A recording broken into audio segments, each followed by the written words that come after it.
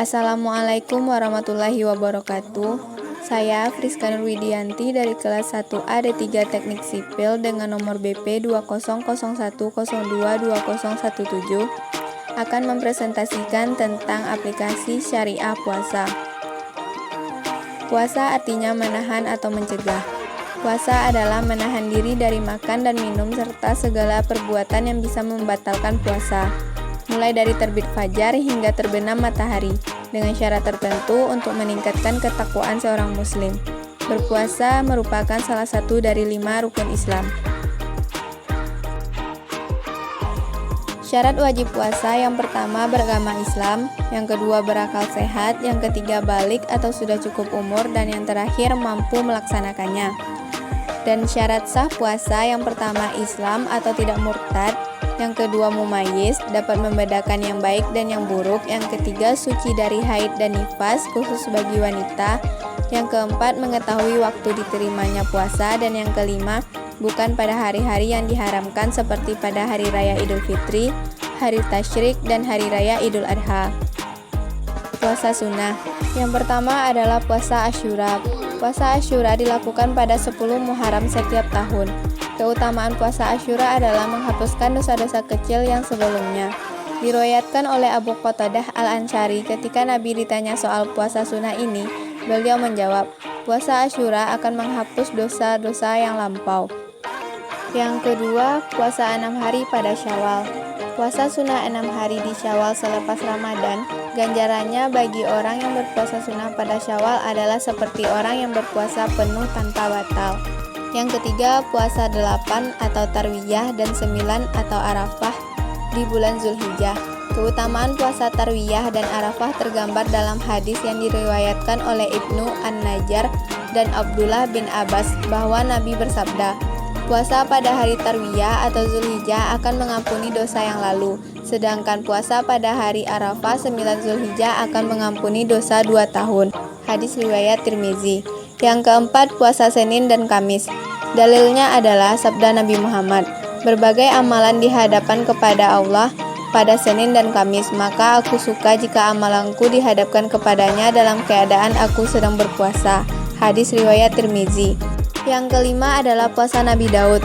Puasa ini dilakukan dengan cara seling-seling, sehari berpuasa dan sehari tidak. Nabi Muhammad berkata, puasa yang paling masuk di sisi Allah adalah puasa Daud, dan sholat yang paling masuk di sisi Allah adalah sholat Nabi Daud. Hadis riwayat Bukhari dan Muslim. Puasa yang diharamkan. Yang pertama, hari raya Idul Fitri, yaitu pada 1 Syawal. Tanggal 1 Syawal telah ditetapkan sebagai hari raya sakral umat Islam. Hari itu adalah hari kemenangan yang harus dirayakan dengan bergembira.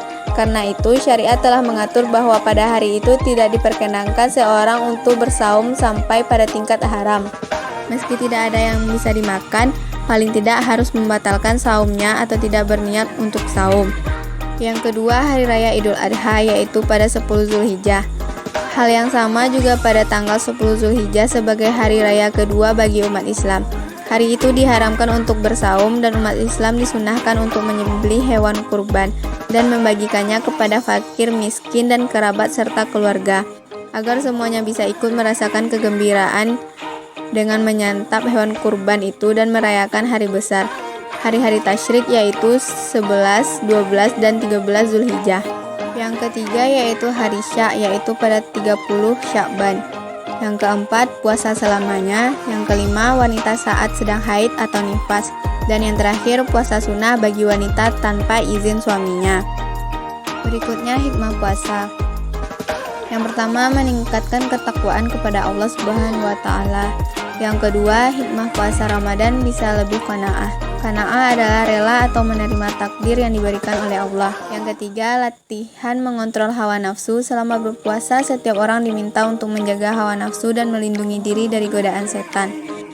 Yang keempat, hikmah puasa Ramadan bisa saling berbagi dengan merasakan lapar, seperti tidak makan dan minum seharian. Diharapkan seseorang dapat berempati dan peka pada orang kurang mampu dan kelaparan. Sehingga alangkah baiknya untuk memberikan sembako kepada mereka yang kurang mampu, menyantuni anak yatim dan piatu, dan masih banyak lagi.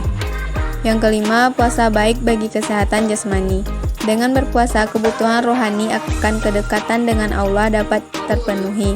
Sedangkan secara jasmani, sistem pencernaan dalam tubuh selama sementara waktu akan istirahat dan juga memberi kesempatan untuk mengeluarkan semua kotoran serta zat-zat berbahaya di dalamnya. Yang keenam, selalu berusaha menjadi lebih baik. Maka dari itu, saat berpuasa, sibukkan diri dengan memikirkan dan melakukan hal-hal baik, serta sekuat tenaga menjauhi larangannya. Yang ketujuh, meninggalkan kesenangan dunia. Yang kedelapan, hikmah puasa Ramadan dapat berhati-hati dalam berbuat. Dan yang terakhir, bisa melatih hidup lebih sederhana. Hal yang membatalkan puasa: makan, minum, dan muntah dengan sengaja, berhubungan badan, perempuan yang mengalami nifas, perempuan yang mengalami haid, gila atau hilang akal, dan murtad. Sekian dan terima kasih. Wassalamualaikum warahmatullahi wabarakatuh.